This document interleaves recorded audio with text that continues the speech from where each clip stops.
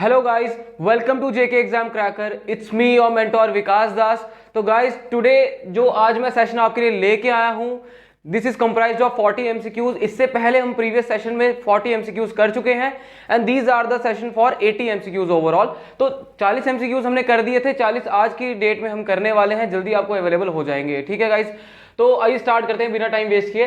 तो first MCQ is there, supercooling is cooling of liquid. तो question तो यही है कि supercooling is cooling of liquid. Options are A below melting point, below freezing point, at melting point, above melting point. अच्छा, आधे बच्चे जो होंगे उनको ये पता नहीं रहेगा कि सुपर कूलिंग क्या होता है। जो आर्ट्स बैकग्राउंड से बच्चे होंगे उनको नहीं पता रहेगा। तो चलो मैं एक्सप्लेन थोड़ा सा कर देता हूं कि व्हाट इज सुपर कूलिंग। अब देखो गाइस, क्या होता है कि 3 तरीके की मैटर होती है। ऐसे जितनी मैंने देखी है गूगल करके 24 तरीके की मैटर होती है ओवरऑल, लेकिन जब हम पढ़ते हैं वो पढ़ते हैं 3, सॉलिड, लिक्विड एंड गैस। ठीक है, 3 तरीके की मैटर होती है हमारे पास। और ये जो 3 तरीके की मैटर गाइस होती है हमारे पास, इसकी ना इंटर कन्वर्जन हो सकती है।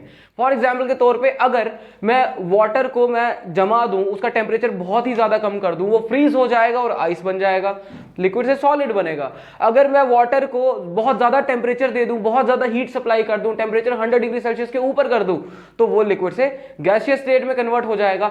तो वैसा ही एक फिनोमिना होता है जिसमें हम लिक्विड को टेम्परेचर उसकी फ्रीजिंग पॉइंट से बहुत ही ज्यादा कम देते हैं, जिसकी वजह से वो डायरेक्टली सॉलिड के क्रिस्टल्स में कन्वर्ट हो जाता है। और इस प्रोसेस को हम बोलते हैं सुपर कूलिंग। ठीक है, क्योंकि बहुत कम टाइम में ये क्या होता है कि जो लिक्विड होता है वो आइस के पार्टिकल्स में कन्वर्ट हो जाता है। तो इस प्रोसेस को हम बोलते हैं सुपर कूलिंग। और एक फैक्ट के तौर पे एक बात मैं आपको बता देता हूं कि सुपर कूलिंग जो बच्चों होती है ना, सुपर कूलिंग होती है -55 डिग्री फ़ारेनहाइट पे। ठीक है, -55 डिग्री फ़ारेनहाइट पे सुपर कूलिंग होती है। अगर सेल्सियस में याद रखोगे वाटर की, तो -48.3 डिग्री सेल्सियस में भी सुपर कूलिंग हो जाती है। याद रखना है दोनों वैल्यूज, क्या पता आ जाए। किया हमने एक एमसीक्यू, सीखे हमने 4। ठीक है, तो इसी तरीके से 40 एमसीक्यू तो है हमारे पास, क्या पता 100 फैक्ट्स बता दें और 100 क्वेश्चन आप करने के लायक बन जाओ। तो बड़े ध्यान से देखना। तो इसका आंसर देखो क्या बनेगा। सुपर कूलिंग कब हो रही है?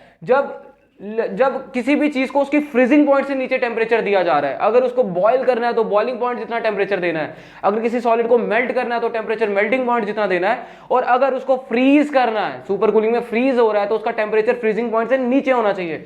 तो आंसर यहां पे बनेगा below melting point, below freezing point, at melting point, above melting point. सिर्फ मेल्टिंग पॉइंट की बातें चल रही हैं, फ्रीजिंग पॉइंट वाला एक ही option, option number 2 B is the right answer. ठीक है, तो इस तरीके से क्वेश्चन लगाना था। सेकंड क्वेश्चन पे आ जाओ। Which of the following is known as carbolic acid? अच्छा, सही सवाल है तो रट्टा बेस्ड है, थोड़ा क्रैम करना पड़ेगा, पर चलो थोड़ा सा लॉजिक वॉजिक देके आपको थोड़ा बताते हैं इसका आंसर क्या होगा। ठीक है, तो कार्बोलिक एसिड की बात की है। अब कार्बोलिक एसिड है, कार्बोनिक एसिड होता अलग जवाब आ जाता, इथेनोइक एसिड होता अलग जवाब आ जाता, एसिटिक एसिड होता अलग जवाब आता। कार्बोलिक एसिड का जो दूसरा नाम है, ठीक है, ये तो हमारा यूपीएससी नेमिंग का जो दूसरा नाम है, the name is called phenol. याद रखना, फिनोल होता है। अगर तुम फॉर्मूला थोड़ा जानना चाहोगे, मैं तुम्हें फिनोल का फॉर्मूला बना के दिखाता हूं, थोड़ा सा यहाँ पे साइड पे। ये ठीक है, तो साइड में फिनोल का फॉर्मूला बना के दिखाता हूँ। ये थोड़ा है, देखो क्या कितना प्यारा सा लोगो बनाया था दुष्यंत सर ने। अच्छा जी, देखो यहां पे अगर मैं आपको बताऊं कि फिनोल का फॉर्मूला क्या होता है, तो फिनोल का जो बच्चों फॉर्मूला होता है वो होता है C6H5O। ठीक है, सॉरी C6H6O। ठीक है, C6H6O। अगर इसका स्ट्रक्चर मैं ड्रॉ करूं थोड़ा इस तरीके से बनेगा। ये बेंजीन रिंग है, ये OH। ठीक है, अगर इस वीडियो पे जो मैं आपको भेज रहा हूं, अगर ये बहुत अच्छा रिस्पॉन्स आया और इस पर अगर तुम अच्छे से तुम करोगे, तो तुम्हें मैं अगली वीडियो में एक फैक्ट जरूर बताऊंगा, मेरे को याद करा देना। ठीक है, तो ये होता है फिनोल का फॉर्मूला। इसमें जो हर एक बॉन्ड है यहाँ पे, अगर मैं हर एक बॉन्डिंग रिप्रेजेंट करूं, तो हर एक बॉन्डिंग इज रिप्रेजेंटिंग कार्बन। ये कार्बन, ये कार्बन, ये कार्बन, ये कार्बन, ये कार्बन, ये कार्बन, कुल मिला के कितने कार्बन? 6 कार्बन। रिंग स्ट्रक्चर है, इस कंपाउंड को हम बोलते हैं एरोमेटिक कंपाउंड। ठीक है, रिंग स्ट्रक्चर है, इसको कंपाउंड को बोलते हैं एरोमेटिक कंपाउंड। यहाँ पर आप देख रहे हो 6 कार्बन है, हर कार्बन के साथ साथ एक हाइड्रोजन लगा होगा, यहाँ पे एक हाइड्रोजन लगा होगा। ठीक है, और एक हाइड्रोजन, ये total 6 hydrogen, 6 carbon, 1 oxygen. Formula clear हो गया।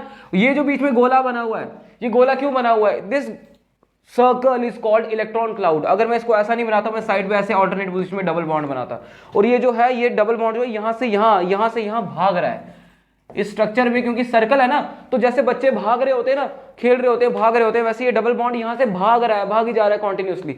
इसलिए मैं डबल बॉन्ड तीनों नहीं बनाता हूं, मैं क्या करता हूं, बीच में एक सर्कल बना देता हूं, ठीक है, बीच में एक सर्कल बना देता हूं, जिसकी वजह से क्या होता है कि थोड़ा सा क्लैरिटी हो जाती है कि जो इलेक्ट्रॉन क्लाउड है वो किस तरीके से काम करेगा, ठीक है। तो थोड़ा सा देख लेना, फिर से मैं थोड़ा स्ट्रक्चर बना देता हूं। तो ये थोड़ा ऐसे ये बीच में स्ट्रक्चर बना दिया, ठीक है। तो इस तरीके से, तो दिस इज कॉल्ड फिनोल। तो आओ फिर से क्वेश्चंस पे आते हैं। तो यहां पर कार्बोलिक एसिड का दूसरा नाम क्या होगा, फिनोल होगा यार, बिना सोचना ही नहीं है। फिनोल का फॉर्मूला मैं बता चुका हूं, C6H6O। हाइड्रोक्साइड का फॉर्मूला मैं बता देता हूं, ऐसे कंपाउंड जिनके साथ OH आता है, NaOH, ठीक है। और भी बता देता हूं आपको, KOH, जिनके साथ OH आता है उनको हाइड्रोक्साइड बोलते हैं, ठीक है। सल्फ्यूरिक एसिड का फॉर्मूला है H2SO4। सल्फ्यूरिक एसिड इतना इंपॉर्टेंट और इतना पावरफुल एसिड होता है कि सोचो कि जिस कंट्री में सल्फ्यूरिक एसिड के सबसे ज्यादा प्लांट्स होते हैं ना, वो कंपनी को, उस कंट्री को थोड़ा इकोनॉमिकली स्ट्रॉन्गर बोला जाता है। फॉर एग्जांपल के तौर पे जैसे अगर अमेरिका को आप देखोगे तो 600-700 के आसपास H2SO4 पावर प्लांट्स है वहां पे। अगर आप चाइना को देखोगे 500 के आसपास है, इंडिया में 100-104 हो गए हैं और पाकिस्तान में 4। तो देखो कंपनी की इकोनॉमिसिटी तुम्हें पता लग रही होगी कि कौन सा अच्छा है कौन सा बुरा है, ठीक है। तो इस तरीके से sulphuric acid one of the most important acid, पर इस क्वेश्चन का आंसर इज फिनोल, ठीक है। लास्ट ऑप्शन है इथेनॉल। तो इथेनॉल का फॉर्मूला बता देता हूं आपको, C6, एक सेकेंड, इथेनॉल का फॉर्मूला भी आपको मैं क्लियर कर देता हूं, देखना ध्यान से। इथेनॉल का फॉर्मूला होता है हमारे पास C2H5OH, ठीक है। This is the formula for ethanol. Alcohol group का होता है। एक्चुअली फिनोल और इथेनॉल सेम ही होते हैं, पर फिनोल में क्योंकि रिंग स्ट्रक्चर होता है, इथेनॉल में चेन स्ट्रक्चर होता है। इसमें चेन फॉलो होती है, इसमें रिंग होती है। पर कार्बोलिक एसिड वाले का आंसर क्या, फिनोल, ठीक है। ये हो गए 2 क्वेश्चन हमारे। थर्ड क्वेश्चन पे आते हैं, थोड़ा सा ध्यान से क्वेश्चन रीड करो बच्चों। Most liquids that conduct electricity are solutions of acid, bases and water. मतलब कि जितने भी लिक्विड्स होते हैं, जो सबसे ज्यादा लिक्विड्स होते हैं जो इलेक्ट्रिसिटी को कंडक्ट करते हैं, मतलब कि उनके अंदर से इलेक्ट्रिसिटी पास हो रही होती है, तो वो कब होती है, जब इसमें एसिड बेसिस में कौन सा चीज ऐसा मिलाओगे इन ऑप्शन में से कि वो इलेक्ट्रिसिटी कंडक्ट करने लग जाएगा। अच्छा, इलेक्ट्रिसिटी कंडक्ट जो करेगा, इलेक्ट्रिसिटी कंडक्ट करने का फिनोमिना यही होता है कि इलेक्ट्रिसिटी अगर किसी सॉल्यूशन में कंडक्ट हो रही है तो फॉर्मेशन ऑफ आयंस बहुत जरूरी है, whether it is positive ion, whether it is negative ion. अब इन चारों में जो इजिली आयंस बना रहा होगा, पॉजिटिव और नेगेटिव, वो अच्छा इलेक्ट्रिसिटी कंडक्ट करेगा। इजिली एल्यूमिनियम, कॉपर, आयरन ये मेटल हैं, इजिली आयंस नहीं बनाते हैं। सॉल्ट अच्छा ये बनाते भी होंगे, जैसे कॉपर जो है +2 बना लेता है, एल्यूमिनियम +3 बना लेता है, आयरन +2 +3 दोनों शो कर देता है। पर वो इलेक्ट्रॉन डोनेशन के बाद, पानी में घुलने के बाद डिसोसिएशन में जो आयंस बनते हैं वो सिर्फ और सिर्फ सॉल्ट बना रहा है। यहाँ पे एग्जाम्पल के तौर पे NaCl को पानी में घुलो, क्या बन जाएगा, Na positive + Cl negative. Ions बने तो यहाँ पर इलेक्ट्रिसिटी कंडक्ट हो जाएगी। अब तो आंसर हो गया इस क्वेश्चन का C, याद रखना। नेक्स्ट क्वेश्चन पे आओ guys, which base is present in milk of magnesia. अच्छा, मिल्क ऑफ मैग्नीशिया तुम्हें पहले जानना पड़ेगा क्या होता है मिल्क ऑफ मैग्नीशिया। असली में होता क्या है कि जब हमारी बॉडी में ना एसिडिटी होती है ना, तो एसिडिटी को क्लियर थोड़ा करने के लिए, थोड़ा एसिडिटी को थोड़ा क्योर करने के लिए, ठीक करने के लिए, उस टाइम पे ना हम सॉल्यूशन पीते हैं जिसका नाम है डाइजीन। डाइजीन में ये क्या कहते हैं कि कंपोनेंट होता है जिसको बोलते हैं मिल्क ऑफ मैग्नीशिया। तो हमसे यहाँ पर यही सवाल पूछा गया है कि जो डाइजीन में मिल्क ऑफ मैग्नीशिया होता है उसका फॉर्मूला क्या है। मिल्क ऑफ मैग्नीशिया, मैग्नीशिया से थोड़ा सा अंदाजा लगा सकते हो, magnesium hydroxide is the right answer. Formula is MgOH2। बाकी अमोनियम हाइड्रोक्साइड का हो सकता है, सोडियम हाइड्रोक्साइड, कैल्शियम हाइड्रोक्साइड, लेकिन इस क्वेश्चन के लिए सबसे अच्छा suitable answer is magnesium hydroxide, ठीक है, क्योंकि इटेबल है, एडिबल है, खा सकते हैं इसको। चलो जी बच्चों, नेक्स्ट क्वेश्चन पे आते हैं। Question number 5, read it out. Who discovered sodium. सीधे क्रैम बेस्ड क्वेश्चन है, ज्यादा टाइम ही लगाएंगे इस पे। सोडियम की डिस्कवरी किसने की थी, सोडियम की डिस्कवरी जिस साइंटिस्ट ने की थी उसका नाम था हम्फ्री डेवी, ठीक है। ऑप्शन देख लो, A option is Humphry Davy, B William Henry Fox, J Thomson, Karl Benz, ठीक है। Humphry Davy is the right answer. Question number 5 answer A. Next question पे आ जाओ। 5 क्वेश्चन हो गए, 35 क्वेश्चन रिमेनिंग।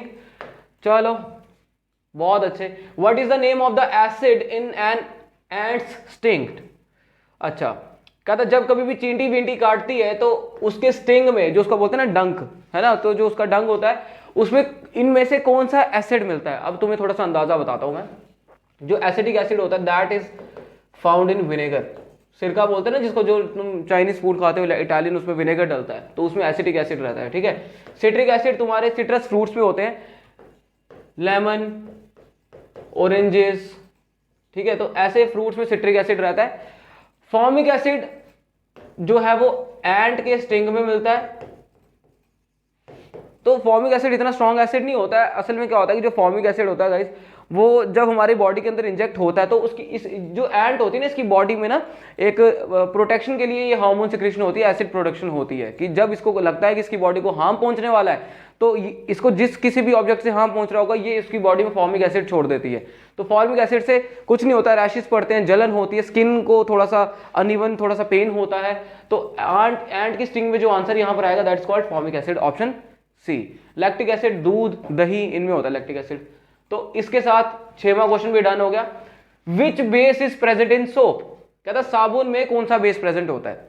ध्यान से देखना, कोई भी साबुन आप ले लो, डव, लक्स, जो भी लेना है आपने, उन सब में एक बेस हमेशा कॉमन रहता है। The base is called sodium hydroxide, क्योंकि सबसे ज्यादा बेसिक नेचर का होता है NaOH। बहुत अच्छी क्लींजिंग प्रॉपर्टी होती है सोडियम हाइड्रोक्साइड की, इसलिए सोडियम हाइड्रोक्साइड यहां पर सबसे ज्यादा यूज होता है। तो ये हो गया हमारा 7वां क्वेश्चन डन। 8th पे आ जाओ, रीड करो 8th क्वेश्चन। अच्छा, कहता है कि metals react with sodium hydroxide to produce. कहता है मेटल जो है वो सोडियम हाइड्रोक्साइड के साथ रिएक्ट करेंगे तो क्या बनेगा। ये रिएक्शन मैं करके दिखा देता हूं तुम्हें, थोड़ा ध्यान से देखना। कहता है यहां पे मैंने कोई भी एक मेटल ले लिया, फॉर एग्जांपल के तौर पे जिंक है ना, सोडियम हाइड्रोक्साइड NaOH के साथ ट्रीट किया। अब इस तरीके से रिएक्शन होगी कि ये दो ले लिए होंगे, तो आगे जो रिएक्शन चल रही होगी वो इस तरीके से चल रही होगी कि जो कंपाउंड बनेगा वो बनेगा Na2ZNO2, ठीक है, ये कंपाउंड बनेगा और साथ में रिएक्शन होने के बाद बन जाएगी हाइड्रोजन गैस। तो इन तीनों ऑप्शन में से यहां पर कौन सी चीज आपको दिख रही है प्रोड्यूस हुई हुई इन दोनों में? एक तो सॉल्ट बन रहा है, सॉल्ट का तो ऑप्शन ही नहीं दे रखा। क्या सोडियम अलग है? नहीं है। ऑक्सीजन गैस प्रोड्यूस हो रही है? नहीं हो रही है। पानी बन रहा है? नहीं बन रहा। हाइड्रोजन गैस बन रही है। तो क्वेश्चन नंबर 8 का आंसर है डी, हाइड्रोजन गैस। ठीक है बच्चों। 9th question, which base is present in lime water? अच्छा, लाइम वाटर को मैं बताता हूँ क्या नींबू पानी नहीं होता है, ये नींबू पानी वाला अलग होता है। इसको बोलते हैं चूने वाला पानी, वो जो होता है ना चूना, जिसमें चूना मिलाते हैं, तो वो वाला पानी होता है, उसको बोलते हैं लाइम वाटर। और जो चूना होता है वो दो तरीके का होता है, एक होता है क्विक लाइम, ध्यान से देखना बच्चों, दूसरा होता है स्लेक्ड लाइम। जो क्विक लाइम होता है बच्चों उसका फॉर्मूला होता है CaO, जो स्लेक्ड लाइम होता है बच्चों उसका फॉर्मूला होता है CaOH2। तो यहां पर देख लेना कि लाइम वाटर के में इन दोनों में से कोई एक आंसर होना चाहिए, और दोनों के दोनों आंसर में तुम एक चीज नोटिस कर रहे हो, calcium as a metal use हो रखा है। तो अगर आपको आंसर नहीं आता, लाइम वाटर से रिलेटेड कैल्शियम मेटल भी याद आ रहा है, उससे आप एक अंदाजा लगा सकते हो कि क्या आंसर आने वाला है, क्योंकि कैल्शियम का अगर आपको दिख रहा है, मेरे को भी दिख रहा है कि एक ही ऑप्शन यहाँ पे ऑप्शन सी और वही सही आंसर है। तो इस तरीके से भी एक गेस वर्क से, प्रोसेस ऑफ एलिमिनेशन से हम अपना आंसर सही कर सकते हैं। ठीक है, आई होप कि अभी तक बहुत अच्छा सेशन जा रहा है हमारा और मजा भी आ रहा है।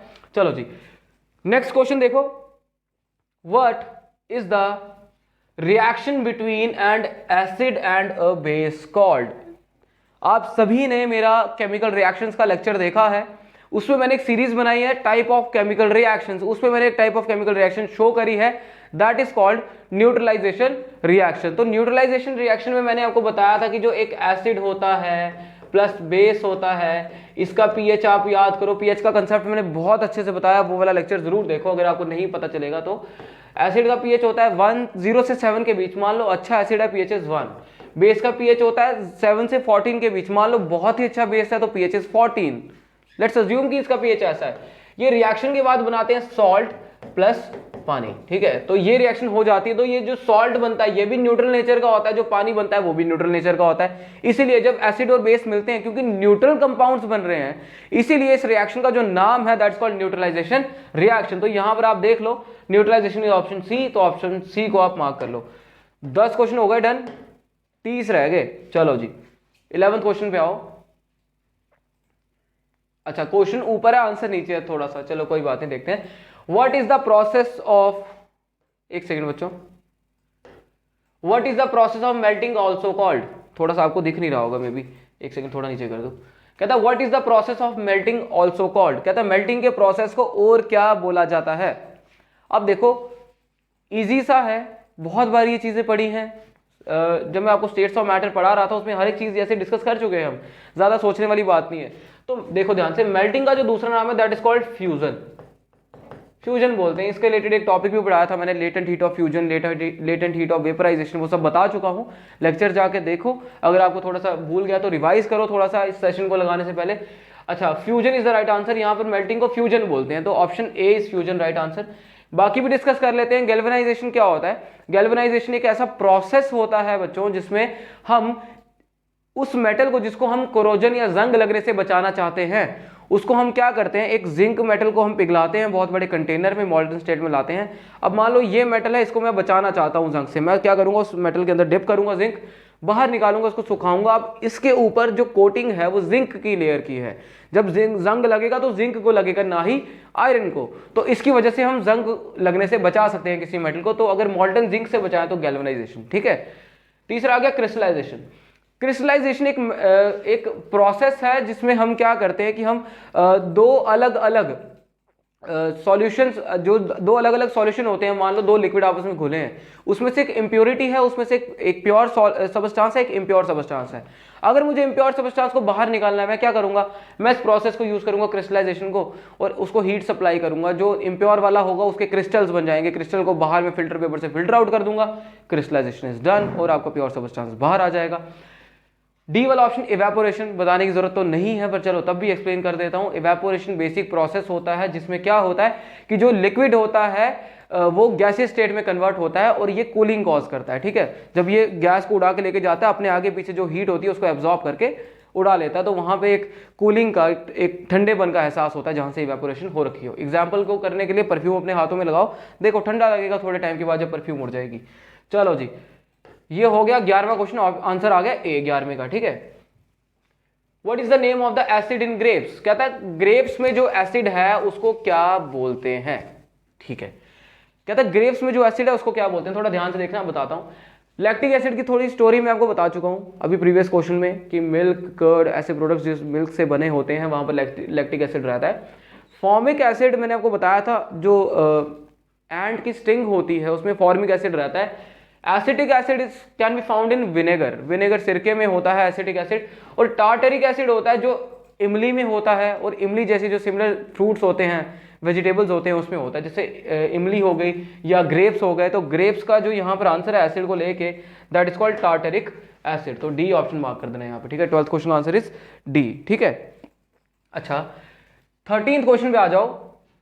Fire extinguishers emit which gas, कहता है फायर एक्सटिंग्विशर से कौन सी गैस निकलती है। पहली बात, मेरी बात ध्यान से सुनना, क्लास 8th की एनसीईआरटी खोलोगे साइंस वाली, उसमें कंबशन एंड फ्लेम करके चैप्टर है, ठीक है। मैं आपको बेसिक बता भी रहा हूँ कि क्वेश्चन कहाँ से आते हैं, क्योंकि हम थ्रू आउट साइंस ही पढ़ाते हैं, हमें पता है कि कौन सी किताब से कौन सा सवाल उठ रहा है।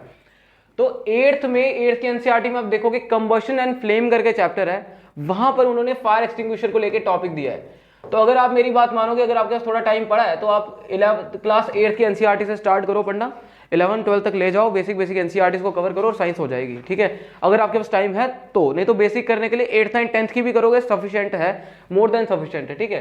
तो फायर एक्सटिंग्विशर वाले टॉपिक में उन्होंने हमें 2-3 तरीके बताए थे। सबसे पहला तरीका उन्होंने बताया था कि जो फोम का तरीका होता है, इन्होंने बताया था कि फोम होता है, फोम डालते हैं तो फायर एक्सटिंग्विश हो जाती है, मतलब आग बुझ जाती है। या तो पानी वाला तरीका बताया था, और लास्ट तरीका बताया था CO2 वाला।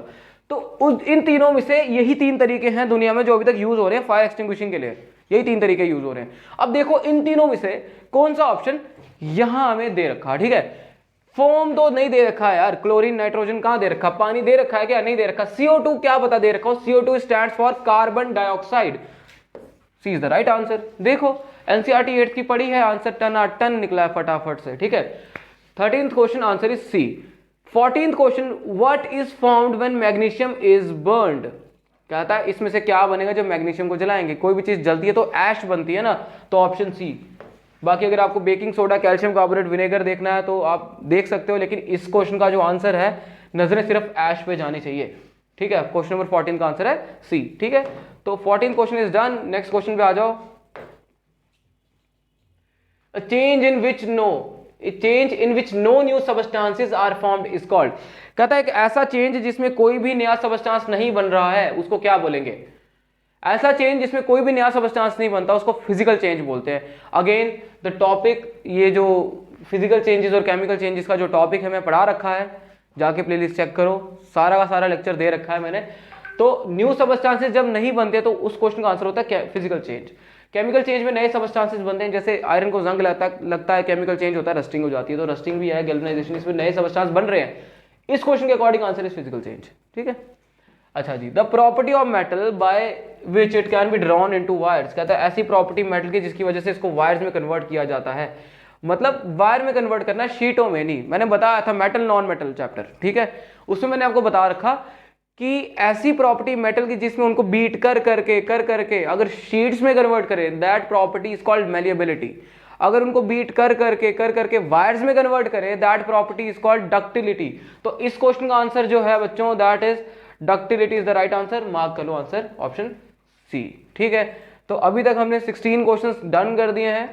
चलो जी 17 का नंबर भी आ गया, ए चेंज 17 18 देख लो आप, क्वेश्चन रीड करो। ठीक है, अच्छा जी, a change in which a substance undergoes a change in its physical properties is called, कहता है कि ऐसा चेंज जब एक सबस्टांस में होता है जिसकी वजह से उसके अंदर चेंजेस आ जाती हैं, undergoes A change in its physical properties, कहता है जिसकी वजह से उसके अंदर फिजिकल प्रॉपर्टीज में चेंज आ जाती है। मतलब अगर ये मान लो कोई एलिमेंट है, कोई एटम है, अगर इसके अंदर कोई ऐसा चेंज आ जाए जिसकी वजह से इसकी फिजिकल प्रॉपर्टी चेंज हो जाएगी, मान लो कलर चेंज हो गया, या इसकी जो स्ट्रेंथ है वो चेंज होगी, हाइट चेंज होगी, लिखने का तरीका चेंज हो गया, ठीक है, तो वो फिजिकल प्रॉपर्टीज में चेंज आ जाएगी। उस प्रोसेस को क्या बोलेंगे? अगर फिजिकल प्रॉपर्टीज में चेंज आ रही तो फिजिकल चेंज बोलेंगे ना भाई साहब। इतना क्या सोचना है इसको, इतना नहीं सोचना है इसको। ऑप्शन डी मार्क करो। ठीक है, अगला question, the rubbing surface of a match box has powdered glass and a little red. ये तो सभी को पता है। कहता है जो माचिस का डिब्बी होती है, जो माचिस की डिब्बी होती है, उसको आपने देखा होगा साइड में हम ऐसे माचिस जलाते हैं तो साइड पे ना खुरदुरा सरफेस होता है, उसके दोनों एजिस पे, दोनों एजिस के फेस पे ना खुरदुरा सरफेस होता है। कहता है वहां पर जो लगाया होता है ना मटेरियल, वो लगाया क्या होता है जिसकी वजह से वो जल रहा होता है और फ्रिक्शन क्रिएट करके हीट क्रिएट करता है और आग लग जाती है, वहां पर यूज होता है फॉस्फोरस। याद रखना, तो इसका ऑप्शन है ऑप्शन डी फॉस्फोरस। ठीक है, 18 क्वेश्चन हो गए। चलो जी question number 19, the process of depositing a layer of any desired metal on another material by means of electricity is called। अच्छा, ये प्रॉपर्टी मैंने पढ़ा रखी, प्रोसेस आपको याद आ जाएगा, थोड़ा एक्सप्लेन करूंगा कि क्या था। अब देखो होता क्या है कि मान लो मैं गरीब हूं, अब तुम्हें क्या बोलना, मान लो मैं गरीब हूं, मेरे पास सोना चांदी ये सब खरीदने के पैसे वैसे नहीं है, पर मेरे दोस्त की शादी है, जाना है पूरा बन ठन के कोट वोट पहन के, अब कोट में सारा पैसा लगा दिया, ज्वेलरी खरीदने के लिए पैसा नहीं बचा, ये रिंग विंग खरीदने के लिए पैसा नहीं बचा, तो मैं क्या किया, मैं गया सुनार के पास, मैंने बोला एक काम कर, आर्टिफिशियल ज्वेलरी दे। आर्टिफिशियल ज्वेलरी क्या होती है? वो एक ऐसी ज्वेलरी होती है जिसमें क्या होता है कि एक इंसान की इज्जत भी बच जाती है और किसी से बातें सुननी भी नहीं पड़ती और पैसे भी ज्यादा नहीं लगते। तो आर्टिफिशियल ज्वेलरी बनती किस प्रोसेस की वजह से, वो पूछ रहा है सवाल। ठीक है, वो जो आर्टिफिशियल ज्वेलरी होती है ना बच्चों, वो बनाने के लिए एक प्रोसेस यूज होता है जिसको बोलते हैं इलेक्ट्रोप्लेटिंग। अब होता क्या है इस प्रोसेस में कि मेटल, कोई भी एक ऐसा डिजायर्ड मेटल ले लेते हैं, जैसे हमें चाहिए कि गोल्ड का दिखना चाहिए जो हमारा ज्वेलरी है वो, ठीक है। अब गोल्ड के गहने खरीदने हैं लेकिन गोल्ड खरीदने का पैसा नहीं है, हम क्या करेंगे, कॉपर के ऊपर खरीदेंगे थोड़ा बहुत, उसमें से क्या करेंगे, ज्वेलरी क्रिएट करेंगे, रिंग क्रिएट करेंगे। अब इसके ऊपर ना सोने का पानी चढ़ाएंगे, सोने का वर्क चढ़ाएंगे, लगेगा बिल्कुल सोना है, पर ये टेस्ट करके ही पता चलता है कि सोना ये असली है कि नकली। ये टेस्ट ज्वेलरी शॉप में होता है। अब शादी में कोई ज्वेलर थोड़ी आया होगा, तो हम खरीद लेते हैं और हम पहन लेते हैं, पैसे ज़्यादा लगते नहीं है। तो वो जो एक एहसान है साइंस का हमारे ऊपर, वो किस प्रोसेस की वजह से है? वो है इलेक्ट्रोप्लेटिंग की वजह से।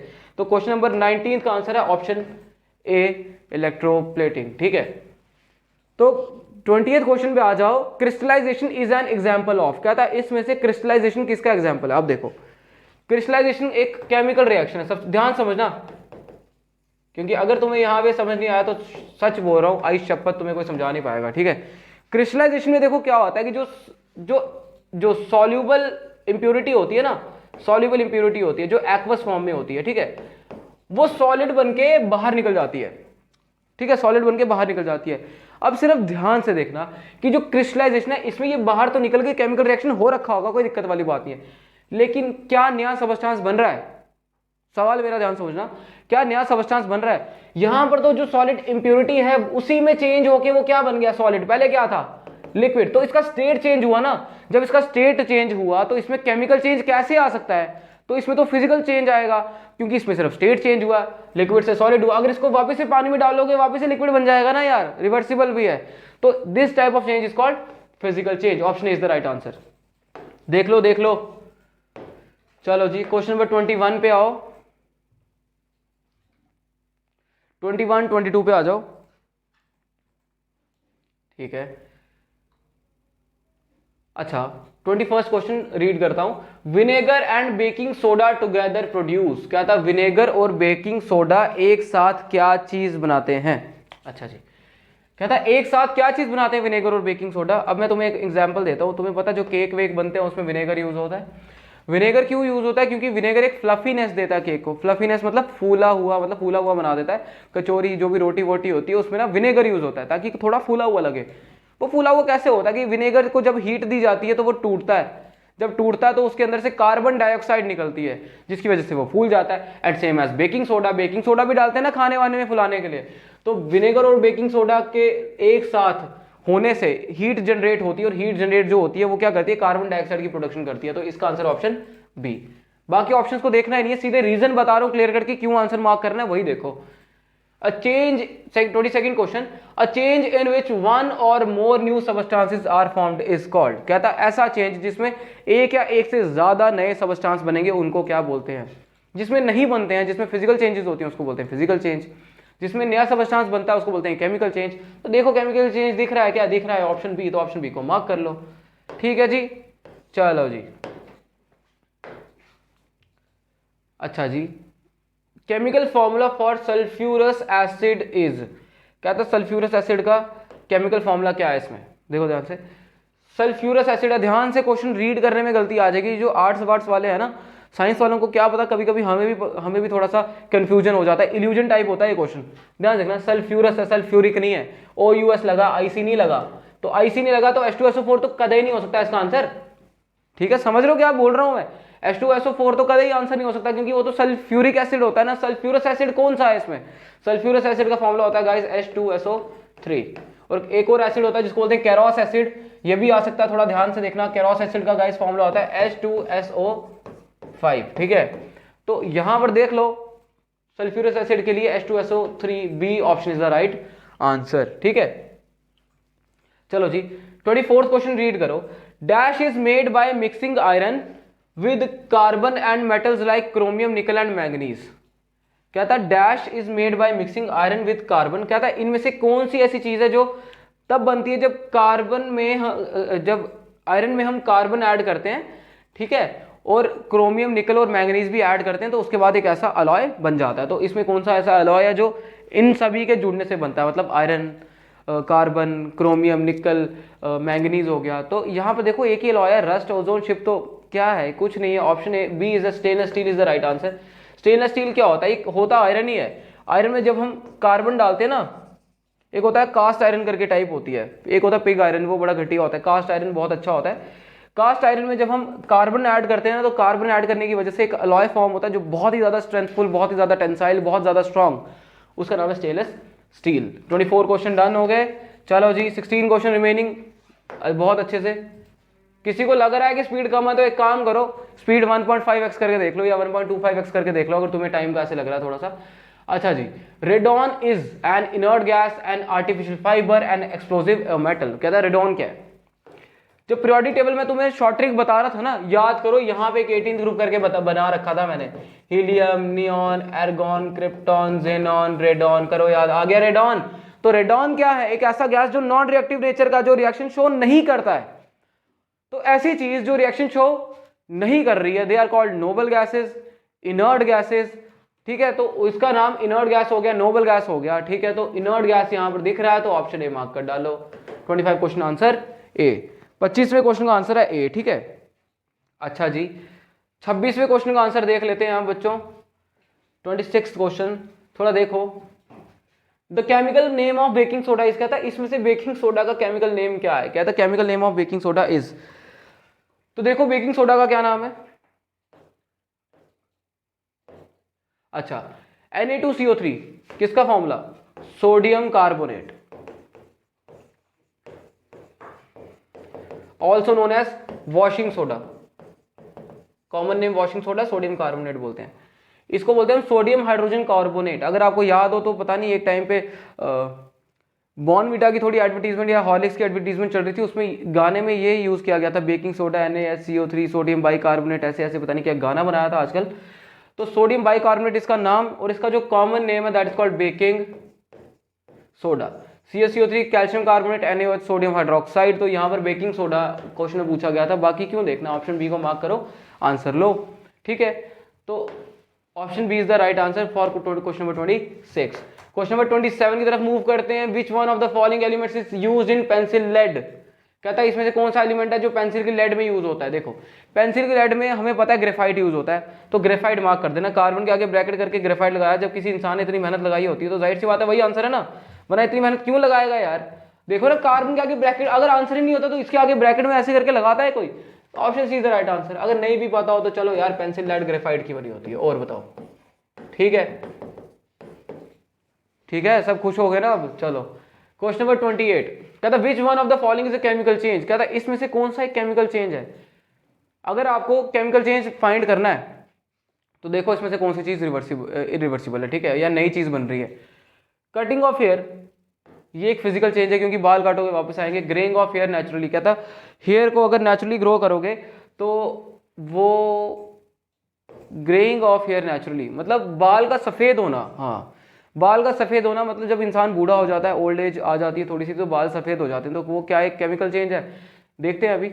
Swelling of resin in water, कहता है जब आप वो ग्रेप्स को पानी में डालते हैं, सौंगी को मतलब क्या कहते हैं, रेजिन बोलते हैं ना उसको, सौंगी को, तो सौंगी बनाने के लिए किशमिश बोलते हैं, हाँ नॉर्मल लैंग्वेज में किशमिश, तो किशमिश को बनाने के लिए वाटर में डालते हैं, स्वेलिंग होती है थोड़ा सा उस तरीके से। कटिंग ऑफ फ्रूट, कहता है इसमें से जो मेरे को सबसे सही आंसर लग रहा है केमिकल चेंज के लिए दैट इज ऑप्शन बी, क्योंकि कलर चेंज हो गया, नया कंपाउंड बन गया, बालों की अपनी जो अंदर का जो केमिकल नेचर था वो कन्वर्ट हो गया सारा का सारा, है ना।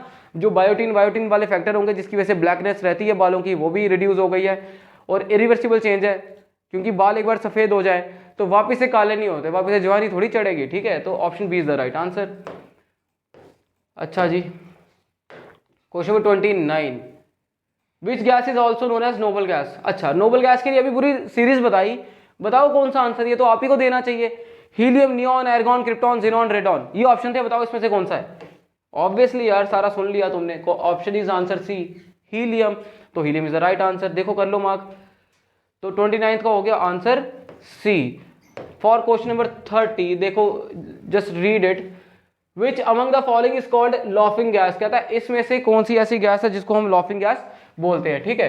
तो लॉफिंग गैस देखो बड़ा क्रैमिंग वाला क्वेश्चन है। लॉफिंग गैस जो होती है वो उसको बोलते हैं नाइट्रस ऑक्साइड। तुमने देखी होगी, मूवी देखी होगी, इंसान होते हैं, कोई एक्टर एक्ट्रेस होती है, इस गैस को एक बार इनहेल कर लेती है, बस हंसती रहती पूरे दिन, हंस के निकल जाता है। मूवी 3 घंटे की होती है, 2.5 घंटे हंसते हंसते निकल जाते हैं, ठीक है।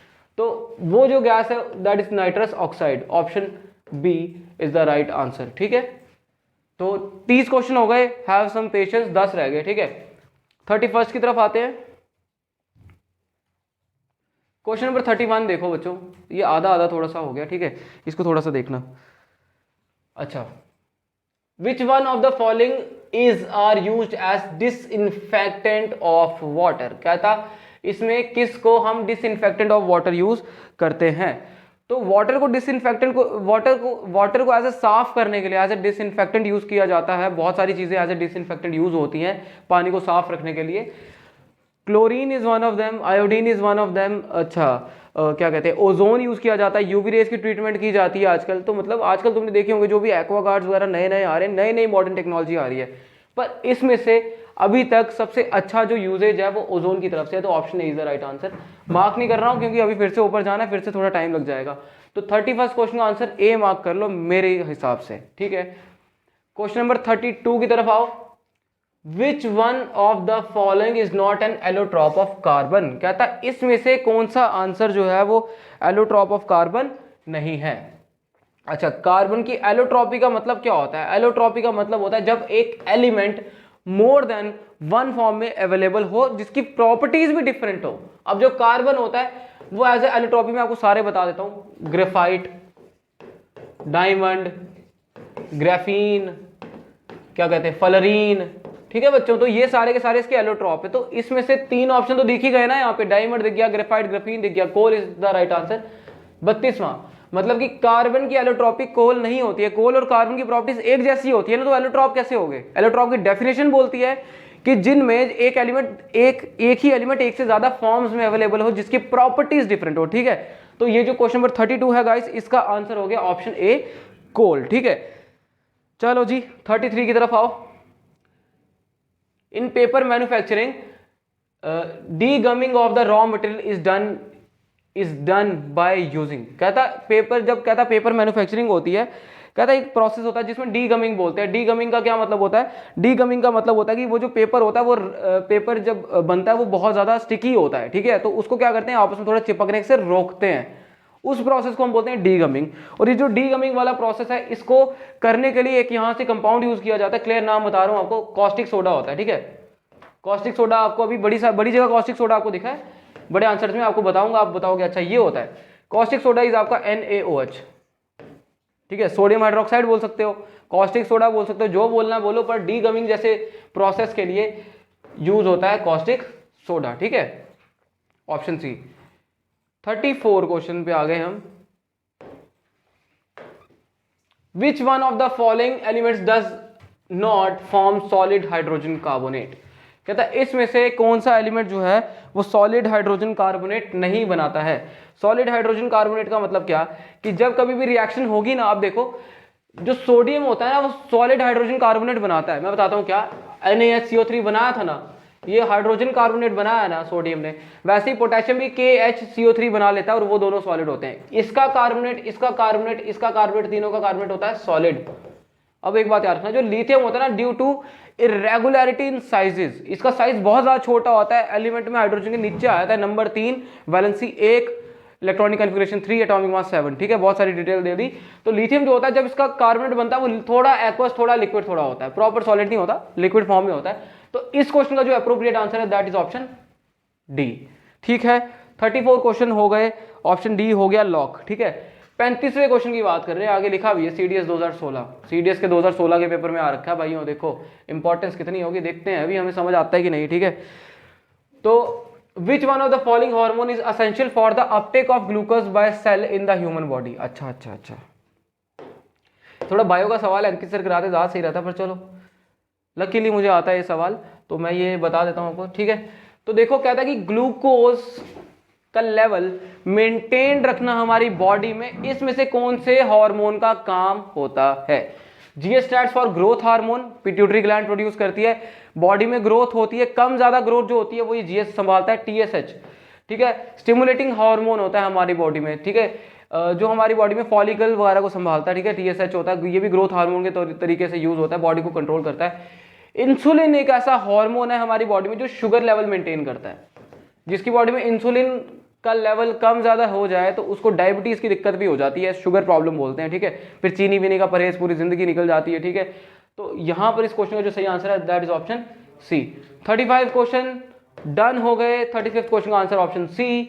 आई होप आपको बहुत अच्छा सेशन जा रहा होगा अभी तक, क्योंकि मेरे को तो पढ़ाने में बहुत मजा आ रहा है, आप बच्चे इतने प्यारे हो। 36 क्वेश्चन देखो बच्चों। अच्छा जी, ग्लास इज अ, कहता ग्लास क्या है एक। अच्छा जी, ये जब मैं आपको सॉलिड पढ़ा रहा था ना, ये टाइप मैं आपको क्लियर कट बता चुका हूँ, ये आपको इसमें मेरे को ना पढ़ाने की जरूरत नहीं होनी चाहिए। पहली बात तो ग्लास एक अमॉर्फस सॉलिड होता है, ये हमारी बात हो गई है। मैंने आपको अमॉर्फस में ग्लास की बता दी थी, ग्लास इज अमॉर्फस सॉलिड। और अगर अमॉर्फस है तो क्रिस्टलाइन नहीं है ना, नॉन क्रिस्टलाइन है ना, तो option C is the right answer. 30 का आंसर ऑप्शन सी, ठीक है। अच्छा, 37th क्वेश्चन की बात करेंगे। अ होमोजीनियस मिक्सचर, एक सेकंड गाइस, अ होमोजीनियस मिक्सचर, एक सेकंड, ये पहले से आंसर सी मार्क हो गया, ये कैसे हो गया देखते हैं।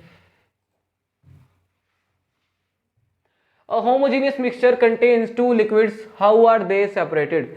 कहता जो होमोजीनियस मिक्सचर होते हैं वो दो चीजों से जुड़े होते हैं आपस में, जो मिक्सचर होते हैं दो लिक्विड आपस में अगर जुड़े हो तो उनको सेपरेट कैसे किया जाता है। सेपरेशन के प्रॉपर तौर तरीके डिस्कस हो गए हैं, डिस्टिलेशन पढ़ाया, फ्रैक्शनल डिस्टिलेशन पढ़ाया, क्रिस्टलाइजेशन भी पढ़ा दिया, हर एक चीज पढ़ाई। तो इसमें बताओ कौन सा तरीका यूज हो जाएगा, ठीक है। तो क्वेश्चन नंबर 37 के लिए, जब दो लिक्विड ऐसे जो होमोजीनियस तरीके से हो ना थोड़ा, तो उनको फिल्टर करने के लिए ना एक तरीका बहुत ही, या तो आप देख लो, क्लियर बता रहा हूं, या तो आप क्रिस्टलाइजेशन यूज कर लो, ठीक है। क्रिस्टलाइजेशन में क्रिस्टल फॉर्मिंग मेथड होता है और वो तब होता है जब बॉइलिंग पॉइंट्स का गैप बड़ा ज्यादा हाई हो दो लिक्विड के बीच में। मान लो एक लिक्विड है ऑप्शन ए, एक लिक्विड है ऑप्शन बी, तो दो लिक्विड है, अगर इसका बॉइलिंग पॉइंट मान ले 100, इसका बॉइलिंग पॉइंट मान लो 200, तब ये फॉर्मूला हो सकता है। लेकिन मान लो इसका बॉइलिंग पॉइंट 200, इसका बॉइलिंग पॉइंट 202, गैप बहुत कम है ना, उस केस में ये क्रिस्टलाइजेशन मेथड धरा का धरा रह जाता है। उस केस में हम यूज करते हैं बाय डिस्टिलेशन, फ्रैक्शनल डिस्टिलेशन बोलते हैं इसको, हीट करते रहते हैं तो फ्रैक्शंस में हीट करते हैं तो फ्रैक्शनल डिस्टिलेशन मेथड हो जाता है। तो option C is the right answer, option C को मार्क कर लेना, ठीक है। 38th क्वेश्चन आ गया, विच one of the following elements forms highest number of compound. कहता है इसमें से कौन सा एलिमेंट जो है वो सबसे ज्यादा हाई नंबर ऑफ कंपाउंड बनाता है। देखो हाई नंबर ऑफ कंपाउंड वही बनाएगा जो कुछ प्रॉपर्टीज मानता होगा, जैसे catenation, self linking property, valency सबसे अच्छी होनी चाहिए, सबसे ज्यादा होनी चाहिए। अगर मैं ऑक्सीजन की बात करूं, ऑक्सीजन 2 बॉन्ड बनाता है, हाइड्रोजन 1, क्लोरीन 1, कार्बन 4, ये बॉन्ड ही 4 बना रहा है और साथ में सेल्फ लिंकिंग प्रॉपर्टी भी कर सकता है, अपने जैसे के साथ जुड़ भी सकता है, अच्छा चेन बना सकता है लंबी, रिंग बना सकता है लंबी, कोई रोक टोक नहीं है। मतलब यहाँ का अगर आपको देखा जाए, अगर पीरियोडिक टेबल की बात किया जाए, पीरियोडिक टेबल का जो भीष्म पितामह है वो यही है कार्बन, जो एंड तक टिकेगा, कभी नहीं मरेगा, अपनी इच्छा मृत्यु है इसको, ठीक है। तो जो कार्बन है यहाँ पर कार्बन सही आंसर है। क्यों? क्योंकि कार्बन टेट्रावैलेंट है, 4 वैलेंसी। दूसरा रीजन सेल्फ लिंकिंग प्रॉपर्टी रखता है, अपने जैसे कार्बन के साथ बॉन्डिंग कर सकता है, जितनी लंबी मर्जी चेन बनाओ यार, कोई दिक्कत वाली बात नहीं, जितनी मर्जी लंबी चेन बनाओ कोई बात नहीं, सेल्फ लिंकिंग प्रॉपर्टी। भर दो बोर्ड पूरा, मेरे पास तो इतना, तुम पूरी दीवारें भर दो घर की, कोई बात नहीं, लेकिन तब भी उसकी बॉन्डिंग रुकेगी नहीं, ठीक है। तो सेल्फ लिंकिंग प्रॉपर्टी करता है, टेट्रावैलेंट है, अच्छा एक एलिमेंट है। तो ये सारे ऑप्शन जो है कार्बन के फेवर में आ रहे हैं, तो option D is the right answer, ठीक है। 39th क्वेश्चन के लिए देखो, कहता है इसमें से कौन सा ऐसा एलिमेंट है जिसको बड़ी जल्दी जंग लगता है। सबसे ज्यादा जंग जो होता है वो किसको लगता है? आयरन को लगता है। तो यहां पर सबसे जल्दी जंग किसको लग रहा होगा? आयरन को। जिंक और सिल्वर, आयरन को बचाने के लिए तो जिंक यूज करते हैं, सोचो कितना बेकार सा एलिमेंट है ये, इसको जंग इतनी जल्दी लगता है। तो ऑप्शन बी यहाँ पे आयरन जो है वो सही आंसर है। एल्यूमिनियम को जंग थोड़ा टाइम लगता है इसको लगने में, आयरन को अगर मान लो 3-4 महीने लग रहे हैं, तो बाकी एलिमेंट, सिल्वर को तो बहुत कम, सिल्वर को ब्लैक कलर का हो जाता है, उसको टार्निशिंग बोलते हैं, साफ हो जाता है, इतना जंग जैसा नहीं होता खतरनाक। आयरन की प्रॉपर्टी बदल जाती है, ठीक है, जंग लगता है, ब्राउन कलर का सबस्टांस बन जाता है आयरन ऑक्साइड। अच्छा जी, 40th क्वेश्चन हमारा last question, the valency of an element depends upon the. क्या था? एक एलिमेंट की जो वैलेंसी होती है वो किस बात पर डिपेंड करती है? देखो ऑप्शन पढ़ो, total number of protons in an atom, total mass number of atom, अगर प्रोटॉन की बात की मतलब पॉजिटिव चार्ज की बात कर रहा है, मास नंबर ऑफ एटम की बात कर रहा है मतलब पॉजिटिव, और न्यूट्रॉन की बात कर रहा है, ठीक है। Total number of neutron in an atom मतलब न्यूट्रल पार्टिकल्स की बात कर रहा है, या total number of electrons in the outer most shell of an atom. आए हाय हाय, कितनी लंबी लाइन दे दी। इलेक्ट्रॉन मतलब नेगेटिव पार्टिकल की बात कर रहा है। अब देखो होता क्या है, वैलेंसी क्या होता है समझो, आंसर देना है आपने, ठीक है। थोड़ा सा आ जाओ, आओ मैदान में, देखो थोड़ा सा, देखो एक एलिमेंट है दैट इज कार्बन, ठीक है, चलो कार्बन छोड़ो, मैं नाइट्रोजन बनाता हूं। अब एक रूल था जिसको बोलते हैं ड्यूप्लेट एंड ऑक्टेट रूल, ठीक है। इसके हिसाब से कि एक एलिमेंट के एंड वाले शेल में ना 8 इलेक्ट्रॉन होने चाहिए, तब जाके वो स्टेबल हो जाएगा। इस लाइन से आपको आंसर आ गया होगा, पर चलो लेट्स सी, थोड़ा सा आपको और बताता हूँ डीपली। तो होता क्या कि मान लो इसके एंड वाले, अब नाइट्रोजन है, इसका नंबर है 7, 2 और 5 आएगा, पहले शेल में 2 स्टेबल हो गया पहले शेल के हिसाब से, दूसरे शेल में 5, 1 2 3 4 और ये आ गया 5, ठीक है। तो 5 इलेक्ट्रॉन आ गए दूसरे में। अब दूसरे वाले शेल में इलेक्ट्रॉन चाहिए कितने हैं? सेकंड शेल में इलेक्ट्रॉन चाहिए कितने हैं? 8 चाहिए ना, तो ऑक्टेट रूल मानेगा ना, 8 इलेक्ट्रॉन चाहिए, तो वो 8 बनाने के लिए या तो ये 5 दे दे तो 2 हो जाएगा, तब भी ड्यूप्लेट मान के स्टेबल कर दूंगा इसको, या तो 5 इलेक्ट्रॉन डोनेट करेगा, या तो 3 इलेक्ट्रॉन गेन। अब आसान क्या होगा कि 5 इलेक्ट्रॉन डोनेट करेगा कि 3 इलेक्ट्रॉन गेन करेगा। वैलेंसी की डेफिनेशन ये है कि एक एटम या एक एलिमेंट जो है वो कितने इलेक्ट्रॉन गेन करेगा या लूज करेगा in order to get its stable configuration, ठीक है। तो ये 5 है, यहां पर होना चाहिए 8, तो ये कितने इलेक्ट्रॉन गेन करेगा, कितने लूज करेगा? ये या तो 5 लूज कर सकता है, ध्यान से सुनना, या तो 3 गेन। तो इसमें देखो 3 गेन आसान एक क्राइटेरिया है, 5 लूज करना बहुत मुश्किल हो जाएगा, 3 गेन, तो इसकी वैलेंसी आ जाती है 3। तो वैलेंसी किस बात पे डिपेंड करिए कि कितने इलेक्ट्रॉन आ रहे हैं, कितने इलेक्ट्रॉन जा रहे हैं, मतलब नेगेटिव पार्टिकल पे कर रही है ना डिपेंड। तो ऑप्शन यहाँ पर क्या आएगा बिना मजाक के? ऑप्शन डी, ठीक है। तो आई होप कि आपको ये सेशन बहुत अच्छे से समझ आ गया हो। बहुत अच्छे क्वेश्चन थे, कुछ क्रैमिंग वाले क्वेश्चन भी थे, उनको डायरेक्ट लिख के याद कर लो, फॉर्मूला देख लो, रिएक्शन देख लो, सारी की सारी प्लेलिस्ट देख लो अच्छे से, और इसके बाद भी और सेशंस जो आपको जरूरी होंगे उसके हिसाब से हम आपके लिए न्यू सेशंस लाते रहेंगे, ठीक है बच्चों। तो आई होप आपको ये सारा का सारा समझ आ गया हो। तो मिलते हैं नेक्स्ट सेशन में, तब तक के लिए thank you so much guys, stay tuned with my next lecture.